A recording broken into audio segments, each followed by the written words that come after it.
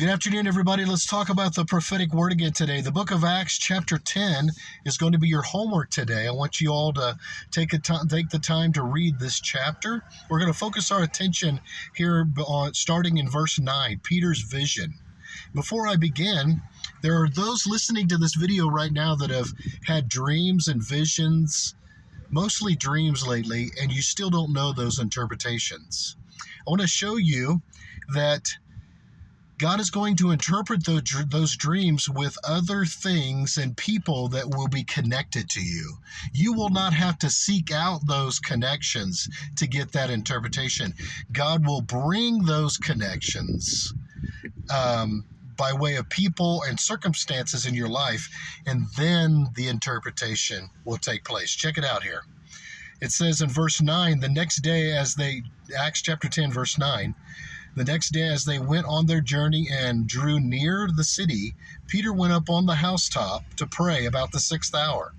Then he became very hungry and wanted to eat, but while they made ready, he fell into a trance and saw heaven, opened, and an object like a great sheet bound at the four corners, descending to him and let down to the earth.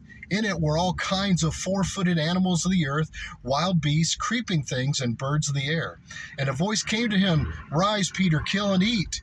But Peter said, "Not so, Lord, for I have never eaten anything common or unclean." And a voice spoke to him again the second time, "What God has cleansed, you must not call common."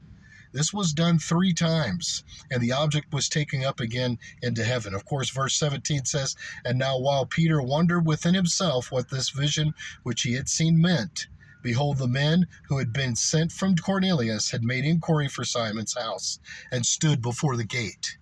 So the interpretation of some of your dreams and visions that you have had is going to be by way of connection that God will create, either by circumstances or people or both. God will interpret those things, and they will make sense when those connections take place.